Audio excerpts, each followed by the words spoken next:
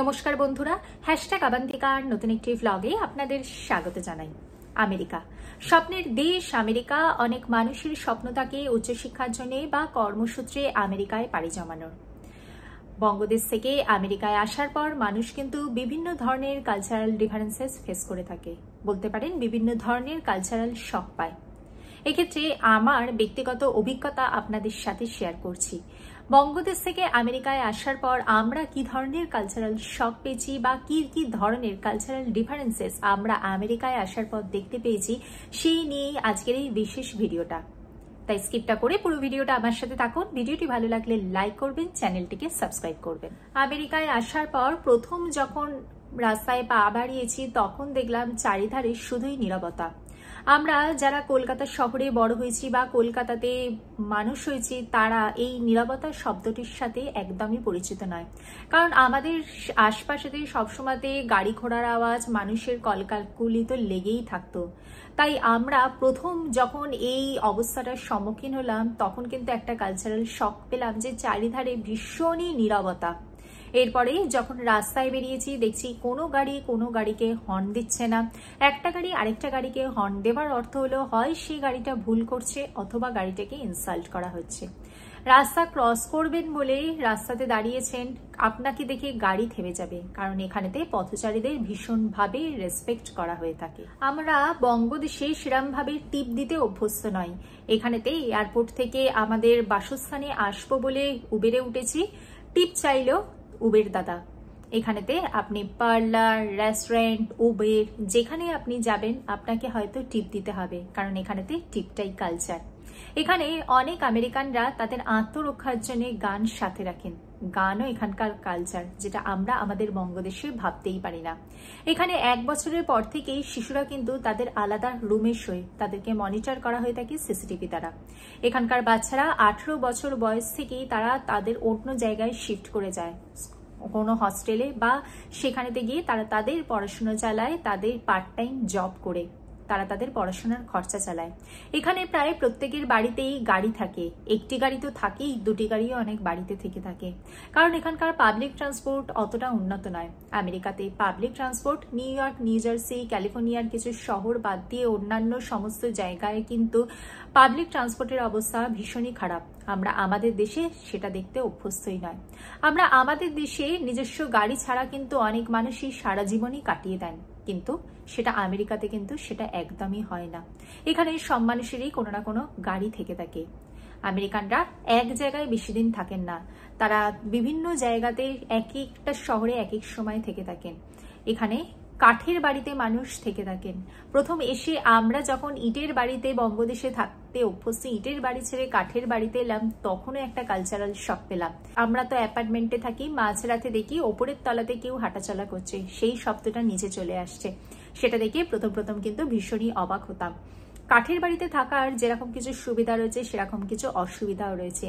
আমেরিকায় আসার পর দেখলাম এখানে চারিধারে শুধু সবুজে সবুজ। আমেরিকার মানুষজনরা পরিবেশ রক্ষার সাথে সাথে উন্নতি করে, কিন্তু আমরা পরিবেশ ধ্বংস করে উন্নয়ন করে থাকি।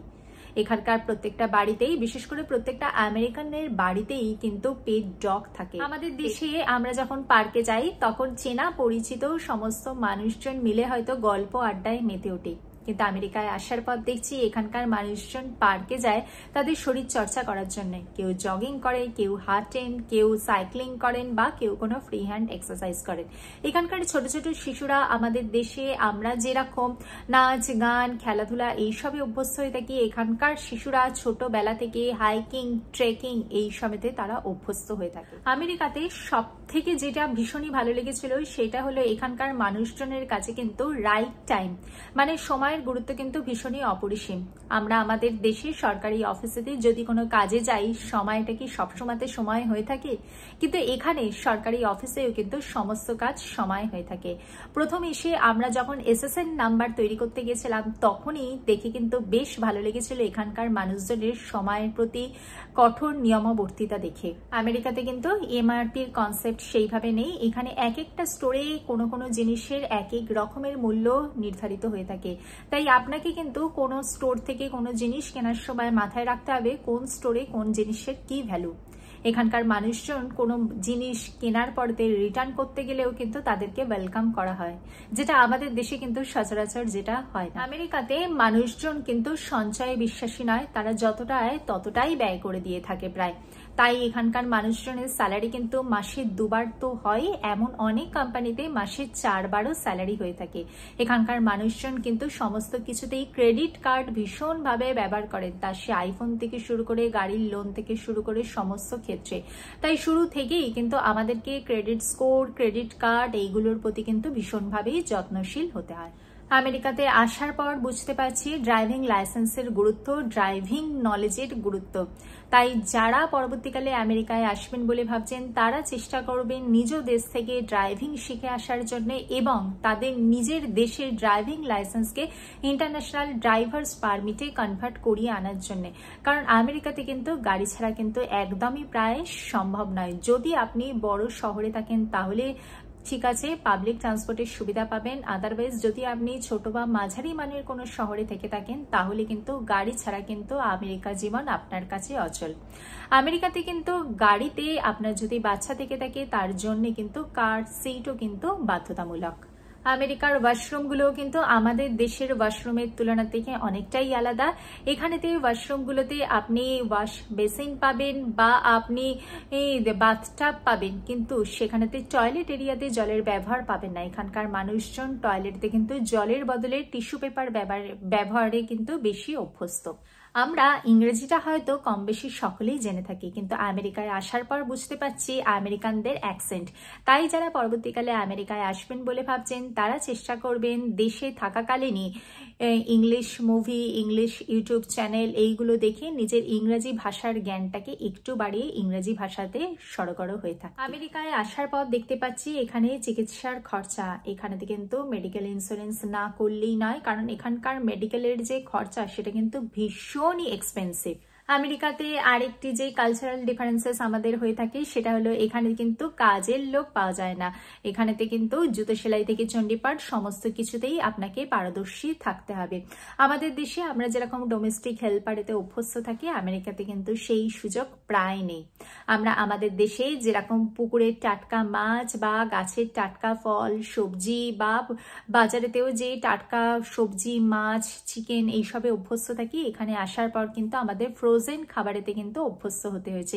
এখানে আপনি সবজি বা মাছ বা চিকেন সমস্ত কিছুই কিন্তু ফ্রোজেন পেয়ে যাবেন। আমেরিকায় আসার পর আরেকটা যে কালচারাল ডিফারেন্সেস আমাদের চোখে পড়েছে সেটা হলো বিকেলের স্ন্যাক্স।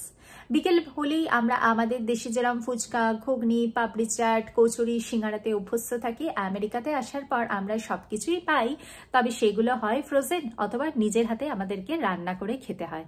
এটাই হচ্ছে কালচারাল ডিফারেন্সেস। পৃথিবীর আপনি যে কোনো দেশেই যাবেন না কেন প্রাথমিক অবস্থায় আপনার জন্য অপেক্ষা করছে স্ট্রাগল, আর আপনি যখন পৃথিবীর একটি অন্য গোলার্ধে গিয়ে পৌঁছচ্ছে তখন অবশ্যই কিছু না কিছু তো কালচারাল ডিফারেন্সেস থাকবেই। তবে সেই কালচারাল ডিফারেন্সেসকে যদি আপনি প্রথম থেকেই অ্যাবজর্ব করতে পারেন, প্রথম থেকেই সেই কালচারটাকে যদি নিজে গ্রহণ করতে পারেন, তবে কিন্তু সেই দেশটাই কিন্তু ভীষণই মধুর হয়ে থাকবে। সেই দেশেও কিন্তু আপনি একটা আত্মার বন্ধন উপলব্ধি করবেন। যদিও জন্মভূমি আমাদের সবারই অত্যাধিক প্রিয়, কিন্তু তারপরেও আমরা যে দেশে গিয়ে থাকছি সেই দেশটাকে ভালো না বাসলে সেই দেশে গিয়ে থাকবো কেমন করে। ভিডিওটি ভালো লাগলে লাইক করবেন, চ্যানেলটিকে সাবস্ক্রাইব করবেন। দেখা হচ্ছে পরবর্তী ভিডিওতে। ভালো থাকবেন, সুস্থ থাকবেন। নমস্কার।